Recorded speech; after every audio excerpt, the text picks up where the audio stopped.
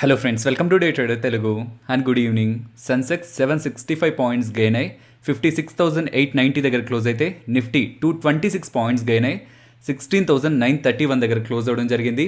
And even bank నిఫ్టీలో కూడా nearly 720 points దగ్గరగా మనకి ర్యాలీ కనిపించింది. Even Nifty, bank Nifty, Sensex అనే కాదు, మిడ్ అండ్ స్మాల్ క్యాప్ స్టాక్స్లో కూడా మనకి ర్యాలీ కనిపించింది. మార్కెట్ రిలేటెడ్గా అన్సర్టెనిటీ కొనసాగుతున్న పాయింట్లో, గ్లోబల్ మార్కెట్స్ ఫాలో అవుతూ ఎస్జిఎక్స్ నిఫ్టీ గ్యాప్ డౌన్లో ఓపెన్ అవుతుందన్న పాయింట్లో కూడా మనం మాట్లాడుకుంది. ఈవెన్ ప్రీవియస్గా కూడా డిస్కస్ చేసుకుంది.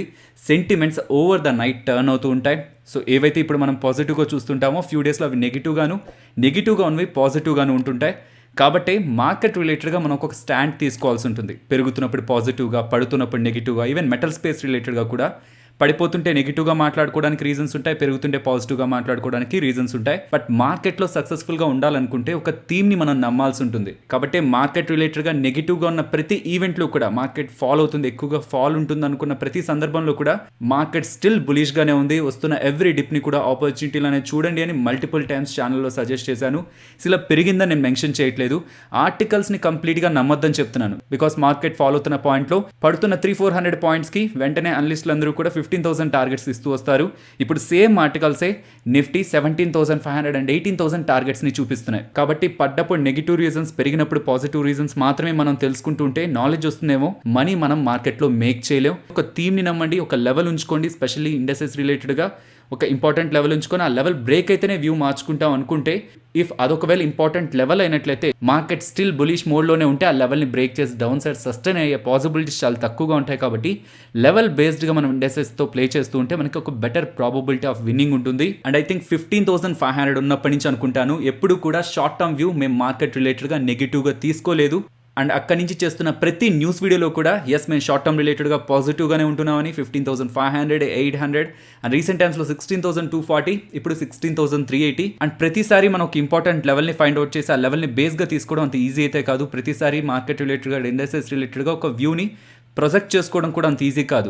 మార్కెట్ ఓపెన్ అవ్వకముందు మొత్తం పాజిటివ్గానే ఉంది. ఎస్జిఎక్స్ నిఫ్టీ 80+ పాయింట్స్ దగ్గరగా ఉంది. యూఎస్ అండ్ ఏషియన్ మార్కెట్స్ పాజిటివ్గా ఉన్నాయి. నియర్లీ 16,800 జోన్ దగ్గర ఓపెన్ అవుతుంది అనుకున్నాం. ఓపెనింగ్ కూడా 16,780 అరౌండ్ అయినట్టుంది. బట్ నేను 16,840 అబోవ్ వస్తేనే పాజిటివ్గా ఉంటానని చెప్పాను.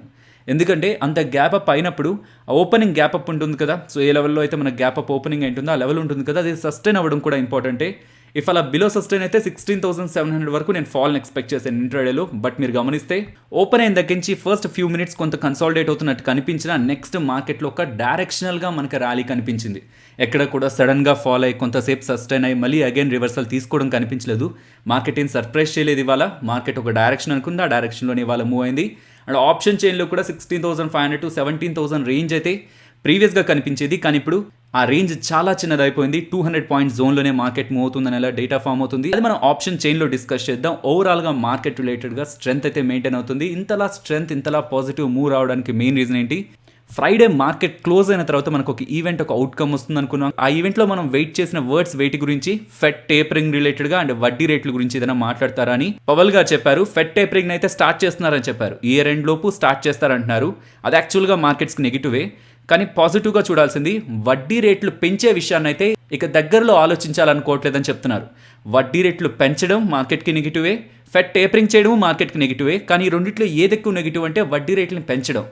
దాని గురించి మేము ఇప్పుడు ఆలోచించాలనుకోవట్లేదని చెప్పారు. బట్ దీనికంటే ఇంకా స్ట్రాంగ్ పాజిటివ్ పాయింట్, యుఎస్ ఎకానమీకి ఎటువంటి సహాయం కూడా మా దగ్గర నుంచి అవసరం లేదు, ఎటువంటి స్టిమ్యులస్ కూడా సెంట్రల్ బ్యాంక్స్ దగ్గర నుంచి అవసరం లేదు, ఎకానమీ స్ట్రాంగ్గా ఉందని చేసిన పాజిటివ్ కామెంట్స్ కూడా.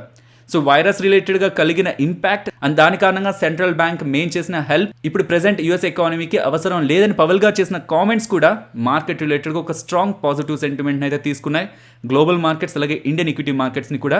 అండ్ ఇంకొకటి కూడా ఉంది, రేపు మనకి నిర్మలా సీతారామన్ గారు ఈ వైరస్ రిలేటెడ్గా ఎఫెక్ట్ అయిన సెక్టార్స్కి లోన్ గ్యారంటీ స్కీమ్ని కూడా అనౌన్స్ చేస్తారని స్పెక్యులేషన్ కూడా ఉంది. అండ్ గమనించాల్సిన ఇంపార్టెంట్ ఈవెంట్స్, నెక్స్ట్ వీక్ గమనించాల్సిన ఈవెంట్స్, ఓపీఈసీ మీటింగ్ ఉంది. ఆ మీటింగ్ ఒక అవుట్కమ్ క్రూడ్ ఆయిల్ ప్రైజెస్ని ఇంపాక్ట్ చేస్తుంది. ఇది ఎకానమీ స్టాక్ మార్కెట్స్ని కూడా ఇంపాక్ట్ చేస్తుంది. ఆ మీటింగ్ ఒక అవుట్కమ్ మనకి September 1st రాబోతుంది.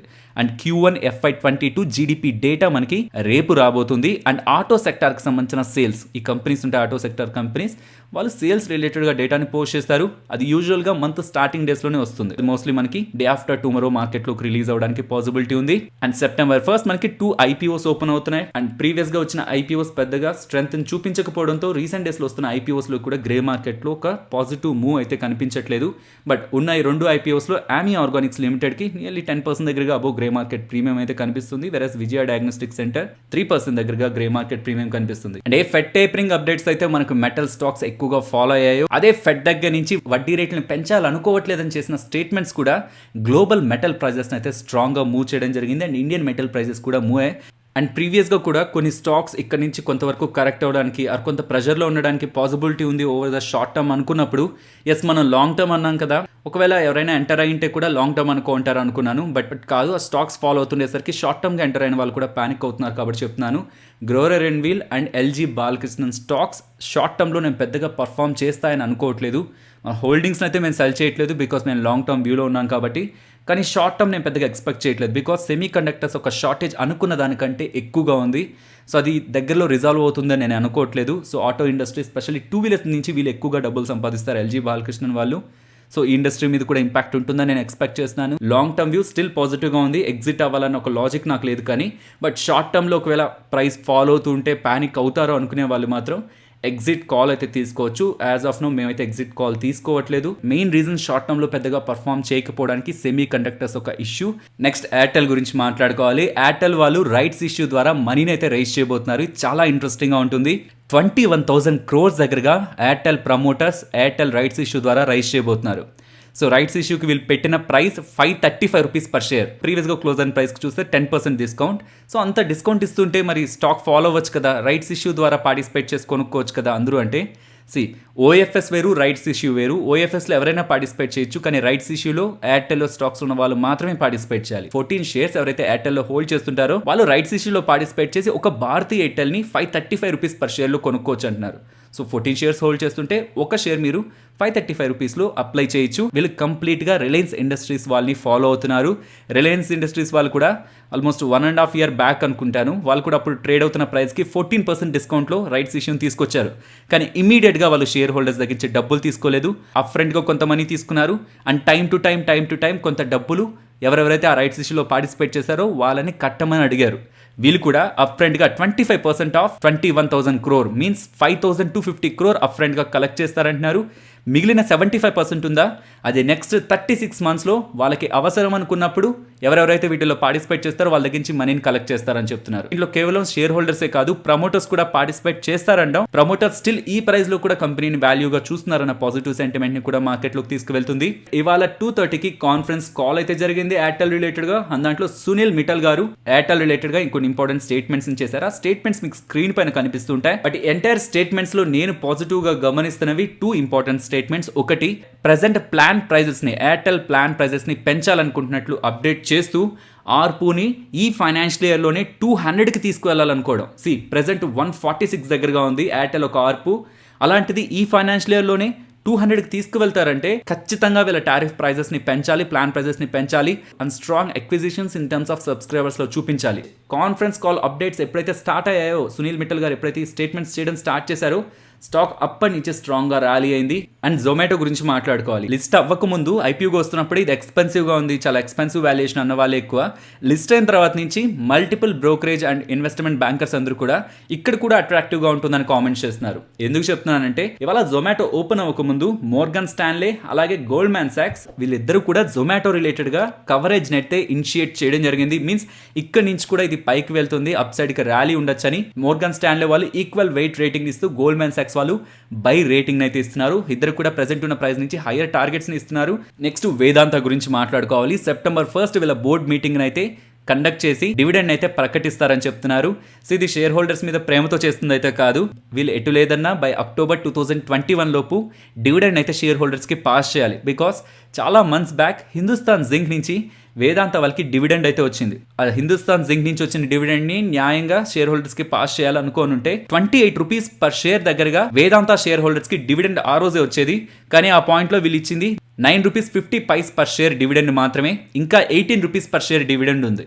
So rest of the dividend అయినా కంప్లీట్గా ఇవ్వాలని వేదాంత వాళ్ళు భావిస్తే సెప్టెంబర్ 1 బోర్డ్ మీటింగ్లో నియర్లీ ₹18 దగ్గరగా డివిడెండ్ వేదాంత వాళ్ళు డిక్లేర్ చేయడానికి అయితే పాసిబిలిటీ ఉంది. But yes Vedanta surprising decisions తీసుకుంటూ ఉంటుంది కాబట్టి చూడాలి ఎంత డివిడెండ్ని ప్రకటిస్తారని. నెక్స్ట్ గోల్డియామ్ ఇంటర్నేషనల్ గురించి మాట్లాడుకోవాలి. చాలా ఇంట్రెస్టింగ్గా ఉంటుంది. ప్రీవియస్గా మనకి ఏ అప్డేట్ వచ్చింది, గోల్డియామ్ ఇంటర్నేషనల్ వాళ్ళు బైబ్యాక్ని కండక్ట్ చేస్తున్నారు కదా, కానీ దాన్ని షేర్ హోల్డర్స్ రిజెక్ట్ చేశారు. మేబీ ప్రెజెంట్ ఉన్న స్టాక్ ప్రైస్ షేర్ హోల్డర్స్కి నచ్చలేదేమో ఆ ప్రైస్లో బైబ్యాక్ చేస్తుండడం. ఫస్ట్ మనకు వచ్చిన అప్డేట్ అయితే రిజెక్ట్ చేశారని, కాబట్టి గ్యాప్ డౌన్లో ఓపెన్ అయింది. కానీ మేనేజ్మెంట్ తర్వాత ఒక అప్డేట్ చేశారు. సో బైబ్యాక్ ప్రీవియస్గా ఉన్న బైబ్యాక్ రిజెక్ట్ చేశారు షేర్ హోల్డర్స్. సెప్టెంబర్ 13న బోర్డ్ మీటింగ్ని కండక్ట్ చేసి ఇంకొక బైబ్యాక్ గురించి అప్డేట్ చేస్తారంటున్నారు. సో ప్రెజెంట్ ఉన్న ప్రైస్ కంటే హై ప్రైస్లోనే బైబ్యాక్ ఇవ్వడానికి పాసిబిలిటీ ఉంటుంది. సో దాని రిలేటెడ్గానే ప్రెజెంట్ స్టాక్ ప్రైస్లో మనకి మూవ్ అయితే కనిపిస్తుంది. నెక్స్ట్ దీపక్ నైట్రేట్ నియర్లీ 7% దగ్గరగా ఇంట్రాడే సెషన్స్లో ర్యాలీ అయింది. మార్నింగ్ DAM క్యాపిటల్ వాళ్ళు దీపక్ నైట్రేట్ రిలేటెడ్గా పాజిటివ్ స్టేట్మెంట్స్ని చేస్తూ టార్గెట్ 2635గా ఇవ్వడం జరిగింది. ఆ రిపోర్ట్ని రిఫర్ చేస్తూ గివెన్ టార్గెట్ ఆఫ్ 2600+ అని మార్నింగ్ 9:50 అరౌండ్ నేను అప్డేట్ చేశాను టెలిగ్రామ్లో. అండ్ వాళ్ళు చేసిన ఇంపార్టెంట్ కామెంట్స్ ఇప్పుడు మీరు స్క్రీన్ పైన గమనించవచ్చు. ఈ స్టేట్మెంట్స్ అన్ని చేస్తూ వీళ్ళు ఫైనల్గా చెప్తున్నది Finolex and fine and speciality chemical సెగ్మెంట్లో స్టిల్ దీపక్ నైట్రేట్ వాళ్ళ బిజినెస్ ఒక స్ట్రాంగ్ గ్రోత్ని ఇవ్వడానికి పాసిబిలిటీ ఉంది. అదే వాళ్ళ మేజర్ గ్రోత్ డ్రైవర్ అనేలాగా వీళ్ళు మెన్షన్ చేస్తూ 2635 టార్గెట్ని ఇచ్చేసరికి ఈ స్టాక్ రిలేటెడ్గా వస్తున్న రేటింగ్తో స్టాక్ ఇవాళ పాజిటివ్గా మూవ్ అయింది. నెక్స్ట్ టిన్ ప్లేట్ గురించి మాట్లాడుకోవాలి. వీళ్ళ మార్కెట్ క్యాపిటల్ ఎంతో గమనించండి. ఇలా పెరిగిన తర్వాత ఇవాళ స్టాక్ 4.7% పెరిగిన తర్వాత 2440 crore, బట్ వీళ్ళు 1800 crore దగ్గరగా క్యాపిటల్ ఎక్స్పెండిచర్ బిజినెస్ రిలేటెడ్గా చేయబోతున్నారు. సిమిలర్ లైన్స్లోని దీపక్ ఫర్టిలైజర్స్ కూడా ఉంది. వీళ్ళకి ఎంతైతే మార్కెట్ క్యాపిటల్ ఉందో నియర్లీ ఆ మార్కెట్ క్యాపిటల్కి సంబంధించిన క్యాపిటల్ ఎక్స్పెండిచర్ బిజినెస్ రిలేటెడ్గా చేస్తుంది. సో 2400 crore దగ్గరగా మార్కెట్ క్యాపిటల్ ఉన్న ఈ కంపెనీ 1800 crore దగ్గరగా క్యాపిటల్ ఎక్స్పెండిచర్ చేయాలనుకుంటుండడం వీళ్ళ బిజినెస్ రిలేటెడ్గా మేనేజ్మెంట్కి ఉన్న పాజిటివ్ వ్యూ మనకి చూపిస్తుంది. కాబట్టి స్టాక్ ఇవాళ 4.7% దగ్గరగా ర్యాలీ అయింది. నెక్స్ట్ IEX గురించి మాట్లాడుకోవాలి. స్టాక్ ఇవాళ 12% దగ్గరగా ర్యాలీ అయింది. సో ఇంతలా పెరుగుతుంది, ఇక్కడ కొనొచ్చా, దీని మీద మీ వ్యూ ఏంటి అని అడుగుతున్నారు. సో నేను మల్టిపుల్ టైమ్స్ ఛానల్లో మాట్లాడాను, ఒక dedicated video and multiple times ఇలా మనం వీడియో చేసాం గమనించడం చెప్తూ వచ్చాను. స్టాక్ పెరిగితేనే ఇన్వాల్వ్ అవ్వాలి, పెరిగేంత వరకు మనం వెయిట్ చేయాలనే ఒక రీజన్తో ఉండొద్దు. ఈ వీడియో మీరు చూసినట్లయితే స్టాక్ రిలేటెడ్గా పాజిటివ్స్ ఏంటి, నెగిటివ్స్ ఏంటి, ఒకవేళ ఇన్వెస్ట్ చేయాలంటే ఎందుకు చేయాలి, అవాయిడ్ చేయాలంటే ఎందుకు చేయాలని డీటెయిల్డ్ అనాలిసిస్ దీంట్లో 340 స్టాక్ ప్రైస్ ట్రేడ్ అవుతున్నప్పుడే నేను మీకు ఎక్స్ప్లెయిన్ చేశాను. రిస్క్ ఫ్యాక్టర్స్ కూడా ఉన్నాయి, అవి కూడా ఎక్స్ప్లెయిన్ చేశాను. చేస్తూనే నేను చెప్పాను లాస్ట్లో నేను ఎంటర్ అవుతున్నాను, నేను రిస్క్ తీసుకుంటున్నానని. సో ఇలా పెరగడానికి రీజన్స్ ఏంటి, ఏదైనా అప్డేట్ వచ్చిందని అడుగుతున్నారు. వీళ్ళు కొత్తగా FNOలోకి ఎంటర్ అయ్యారు, అదొకటే వీళ్ళ రిలేటెడ్గా ఉన్న కొత్త అప్డేట్. రెస్ట్ అంతా కూడా వీళ్ళ బిజినెస్లోనే పొటెన్షియల్ ఉంది. రీసెంట్గా కూడా పాజిటివ్ కామెంట్స్ చేశారు, అవి కూడా ఛానల్లో మాట్లాడుకుంటూ వచ్చాం. Next electric vehicle stocks, EV stocks గురించి మాట్లాడుకోవాలి. ఒక పెద్ద అప్డేట్ అయితే మనకు కనిపిస్తుంది. నిన్న ఆగస్టు 29న మల్టిపుల్ న్యూస్ ప్లాట్ఫామ్స్లో పబ్లిష్ అయితే అయింది. స్పెషల్లీ ఎకనామిక్స్ టైమ్స్ వాళ్ళు పబ్లిష్ చేస్తున్నారు. ఎలాన్ మస్క్ సంబంధించిన టెస్లా వాళ్ళు 3 ఇండియన్ ఆటో కాంపోనెంట్ మ్యానుఫ్యాక్చరర్స్తో డిస్కషన్స్ జరుపుతున్నారని మనకు అప్డేట్స్ వస్తున్నాయి. సో ఇలా అనగానే మార్కెట్ ఎలా తీసుకుందంటే ఎగ్జిస్టింగ్గా టెస్లా వాళ్ళకి ఆటో కాంపోనెంట్ సప్లై చేస్తున్నది సోనా కామ్స్టర్, సాందా టెక్నాలజీస్ అండ్ భారత్ ఫోర్జ్ వాళ్ళే కాబట్టి వీళ్ళే 3 players కాబట్టి వీళ్ళతోనే డిస్కషన్స్ జరుపుతున్నారేమో అనేలాగా కొన్ని అప్డేట్స్ కనిపిస్తున్నాయి. ఒకవేళ వీళ్ళు కాకుండా ఇంకొక కొత్త వాళ్ళతో జరుపుతున్నా అలా డిస్కషన్స్ జరపడానికి మెయిన్ రీజన్ టెస్లా వాళ్ళు ఇండియాలోకి ఎంటర్ అవ్వబోతున్నారని, ఇక్కడ ప్రొడక్షన్ చేయబోతున్నారు కాబట్టి వాటి రిలేటెడ్గా కావాల్సిన విడిభాగాలకి టెస్లా వాళ్ళు 3 ఆటో కాంపోనెంట్ మ్యానుఫ్యాక్చర్స్తో డిస్కషన్ జరుపుతున్నారు అనేసరికి ఇక్కడ ఇండియాలో మ్యానుఫ్యాక్చరింగ్ ప్లాంట్స్ని వాళ్ళు ఎస్టాబ్లిష్ చేస్తున్నారంటే ఎంటైర్ ఈవీ స్పేసే మనకి పాజిటివ్గా మూవ్ అవుతుంది. వాటి రిలేటెడ్గా విడిభాగాలు సప్లై చేసే ఈ కంపెనీస్ కూడా మనకి అడ్వాంటేజ్ అయితే కనిపిస్తుంది. సో ఇది Sunday most of the financial ప్లాట్ఫామ్స్లో వచ్చిందని టెలిగ్రామ్లో అప్డేట్ చేశాను. కేవలం ఈ అప్డేట్తోనే మనకి ఇవాళ Sona Comstar 8% above, Sandhar technologies 10% above దగ్గరగా ర్యాలీ అయింది. నెక్స్ట్ దాల్మియా భారత్ గురించి మాట్లాడుకోవాలి. స్టాక్ ఇవాళ 7% దగ్గరగా మూవ్ అయింది. ఓపెనింగ్ మనకి స్ట్రాంగ్ గా ర్యాలీ అవ్వలేదు, బట్ 11:30 పాయింట్ నుంచి స్టాక్ లో మనకు ఒక స్ట్రాంగ్ ర్యాలీ అయితే కనిపించింది. దీనికి main reason morning stocks in action లో మనం మాట్లాడుకున్నాం. సెకండ్ కంపెనీగా అప్డేట్ చేస్తూ వీళ్ళు జార్ఖండ్ గవర్నమెంట్ తో 3 MOUs ని సైన్ చేశారని చెప్తున్నాను కదా. అక్కడ వీళ్ళ సిమెంట్ మ్యానుఫ్యాక్చరింగ్ కెపాసిటీస్ ని ప్రెసెంట్ ఉన్న కెపాసిటీస్ నుంచి ఎక్స్పాండ్ చేస్తారంటున్నారు. అండ్ వాటి రిలేటెడ్ గా నియర్లీ 500 crore ఖర్చు పెడతారంటున్నారు.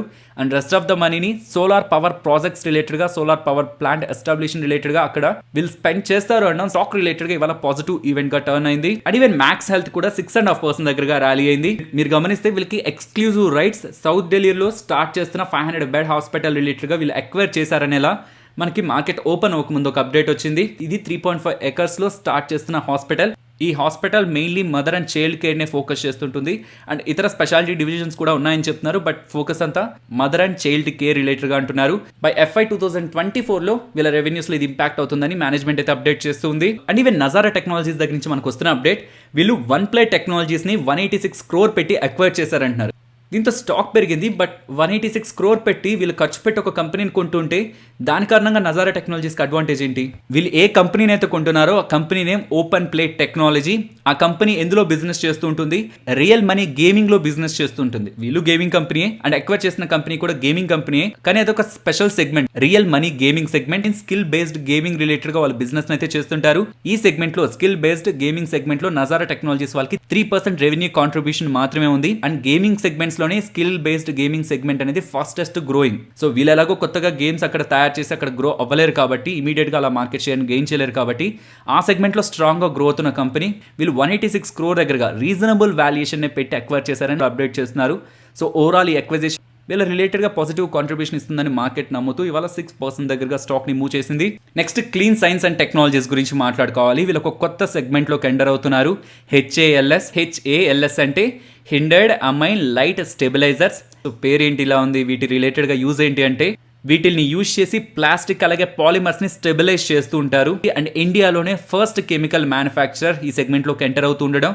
అండ్ గ్లోబల్గా ఈ HALS కి $1 billion దగ్గరగా సేల్స్ ఉంటాయి. ప్రెసెంట్ ఉన్న లెవెల్స్ నుంచి కొంత టాప్ సైడ్ 16,950 అబోవ్ సస్టైన్ అయితే నెక్స్ట్ నిఫ్టీ 17,150 వరకు మూవ్ అవుతుందని నేను ఎక్స్పెక్ట్ చేస్తున్నాను. బికాస్ ఇన్ బిట్వీన్ నాకు ఒక మేజర్ రెసిస్టెన్స్ అయితే కనిపించట్లేదు. So above 16,950, 17,115 రెసిస్టెన్స్గా. సో రెసిస్టెన్స్ కొంత దూరంగానే ఉంటుంది అండ్ సపోర్ట్ కూడా అలానే దూరంగానే ఉంటుంది. సపోర్ట్ కూడా 16,740, నియర్లీ 200 పాయింట్స్ కింద ఇచ్చాను.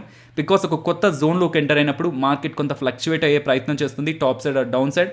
అలాంటప్పుడు మనం వెంటనే సపోర్ట్ బ్రేక్ అయింది ఎగ్జిట్ అవ్వాలని కాకుండా ఒక మేజర్ లెవెల్, ఇంపార్టెంట్ లెవెల్ ఉంచుకుంటే మనకు ఒక క్లారిటీ ఉంటుంది మార్కెట్ ఏ డైరెక్షన్ తీసుకోవాలనుకుంటుందని. బట్ బ్యాంక్ నిఫ్టీ రిలేటెడ్గా దగ్గరగానే ఉంటాయి levels. Support 35,940 and resistance 36,580. Because bank Nifty still మనకి ఆల్ టైమ్ హై కంటే బిలోనే ఉంది. నెక్స్ట్ నిఫ్టీ ఆప్షన్ చైన్ మాట్లాడుకుందాం ఫ్రెండ్స్. ప్రెజెంట్ మనం చూస్తున్నది September 9th ఎక్స్పైర్ అవబోతున్న weekly expiry contract data. So ఇక్కడ నాకు కనిపిస్తున్న డేటా ప్రకారం స్టిల్ ఇంతలా పెరుగుతున్న 17,000 కంటే మార్కెట్ టాప్ సైడ్కి వెళ్ళదు అని కాల్ రైటర్స్ బిలీవ్ చేస్తున్నారు. స్టిల్ ఇవాళ కూడా 8,000 దగ్గరగా కాంట్రాక్ట్స్ ఇక్కడ బిల్డ్ అవుతున్నాయి. అండ్ డౌన్ సైడ్కి చూస్తుంటే 16,800 ఇంపార్టెంట్ సపోర్ట్గా అయితే కనిపిస్తుంది. సో ఈ 200 పాయింట్ జోన్ అయితే మనం నెక్స్ట్ కమింగ్ డేస్లో వాచ్ చేయొచ్చు. బికాస్ ఈ 200 పాయింట్ జోన్లోనే ఉంటుందని కాల్ అలాగే పుట్ రైటర్స్ బిలీవ్ చేస్తున్నారు కాబట్టి. కాకపోతే 17,000కి దగ్గరగా ఉన్నాం, 16,800కి దూరంగా ఉన్నాం. సో ఓవరాల్గా ఇది సేఫ్టీగా కనిపించట్లేదు. కొంత సేఫ్గా ఉండే జోన్లోనే చూడాలనుకుంటుంటే మాత్రం down side 16,600 and top side 17,200. But data ప్రకారం చూస్తుంటే 16,800 to 17,000 ఈ 200 పాయింట్ జోన్ అయితే టఫ్ జోన్గా కనిపిస్తుంది. పుట్ రైటర్స్ 800 కంటే బిలో వెళ్ళదని, కాల్ రైటర్స్ 17,000 కంటే అబోవ్ వెళ్ళదని. సో ఎవరు రైట్ అవుతారనే దాన్ని బట్టి ఫర్దర్గా ఆ డైరెక్షన్లోనే మనకి ఇంటెన్స్ మూవ్ ఉండడానికి పాసిబిలిటీ ఉంటుంది. సో చూడాలి 200 పాయింట్ జోన్ ఎటు సైడ్ బ్రేక్ తీసుకుంటుందని. ఫైనలీ ఇది ఫ్రెండ్స్ మన వీడియో. నచ్చితే వీడియోని లైక్ చేయండి ఫ్రెండ్స్. అండ్ ఈ వీడియో మన వాళ్ళకి యూజ్ అవుతుంది అనుకుంటే తప్పకుండా షేర్ చేయండి. అండ్ ఛానల్ని సబ్స్క్రైబ్ చేయనట్లయితే ఛానల్లో ఉన్న కంటెంట్ని గమనించండి. ఇఫ్ ఆ కంటెంట్ మీకు యూజ్ అవుతుంది అనుకుంటే ఛానల్ని సబ్స్క్రైబ్ చేసి పక్కన ఉన్న బెల్ ఐకాన్ క్లిక్ చేయండి. మరొక ఇంట్రెస్టింగ్ వీడియోతో మళ్ళీ మీ ముందుకు వస్తాను. అంతవరకు టేక్ కేర్. జై హింద్.